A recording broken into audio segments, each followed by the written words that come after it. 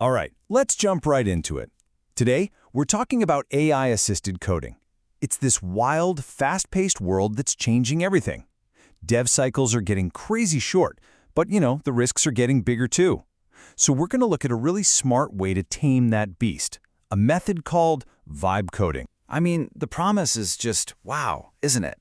The idea that an AI coding assistant can spit out code, build new features, or even fix bugs in the time it takes to grab a coffee, that's a whole new level of speed we're talking about. But, and this is a huge but, there's always a catch. When you move that fast without the right guardrails, you might not be shipping great features faster. You might just be shipping bugs faster.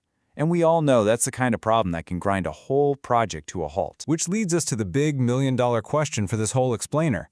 How do you actually trust the code your AI partner writes? How do you merge its work into your main code base? Not with your fingers crossed, but with absolute total confidence. Well, let's find out. Okay, so let's start by really digging into the core dilemma here. It really boils down to that classic engineering conflict, speed versus safety. The very first thing we just have to get into our heads is a simple, hard truth. The raw stuff that comes out of a large language model is not production ready. I'll say it again, it's not ready for prime time. It's a fantastic starting point for sure, but you can't just copy, paste, and hope for the best. And that creates this incredible tension for any team, right? You've got the promise of amazing speed pulling you one way, and the very real danger of creating bugs faster pulling you the other way. The whole game is to figure out how to break that link, to get all the speed without all the risk. So how do you build that safety net? Well, the answer isn't to throw out all the good habits we've learned over the years. It's actually to double down on them. AI makes solid engineering practices like test-driven development and CI even more critical. And it adds a super powerful new tool to the mix, these ephemeral PR environments. And that brings us right to the solution. Let's look at a specific workflow that really does give you the best of both worlds. You get the AI speed, but with human-level confidence, all because it happens inside a safe little sandbox. This whole workflow is built on 3 key parts. First, you've got an AI tool like Cursor. Its job is to generate the code and open a pull request. Second, you have GitHub, which is like the central brain of the operation, holding the code and kicking off automations. And third, a platform like Railway does the heavy lifting. It builds the app and deploys a totally separate version for every single PR. Now, the absolute magic ingredient in all of this is the ephemeral PR environment. Seriously, think of it like a disposable, fully working copy of your app that has the AI's new changes in it. It's the perfect sandbox. You can click around, you can test things, you can try to break it, all without any risk whatsoever to your real product. Okay, enough with the theory. Theory's great, but let's make this real. We're going to walk through a simple, step-by-step example of this whole thing in action. We'll go from a single prompt all the way to a final, confident decision to merge. So the task is super simple, but it's something we've all had to do. We've got a presentation, it's just a markdown file, and we want to add our company logo to every single slide. A perfect little job for an AI assistant. And here it is. This is the exact command we give the AI. It's not some weird code, it's just plain English. You point it at the right repo, you tell it which file to edit, and you tell it what to do. Add the logo, and you even give it the link. That's it. That's all it takes to set the whole automated process in motion. And now for the really cool part. We let the machines take over.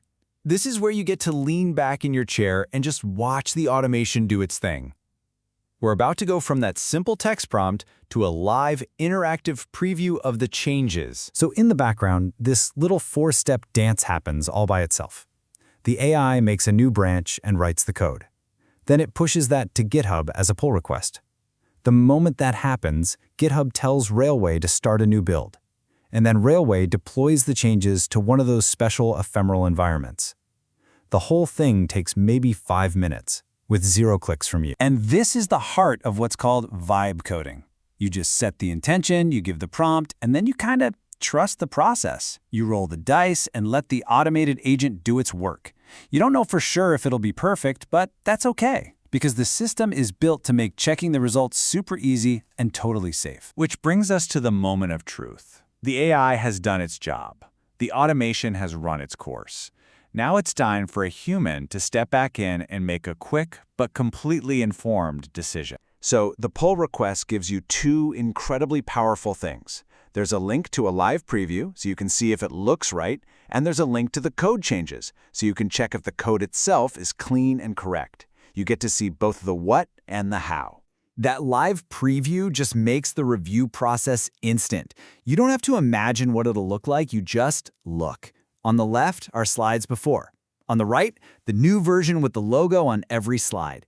It's a dead simple visual check that tells you the AI did exactly what you asked for. So, with the visual proof right there and the code just a click away, the decision becomes incredibly simple.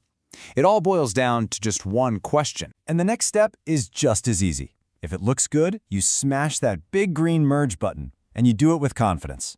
And if it's not quite right, no big deal. You just leave a comment on the PR, just like you would for a human coworker.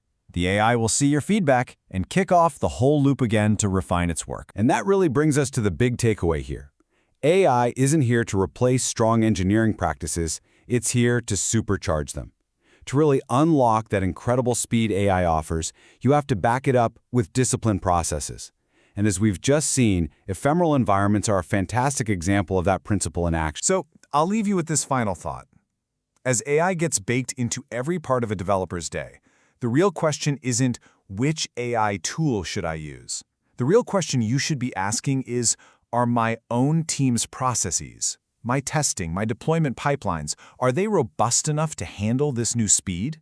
Is your workflow truly ready for the vibe coding era?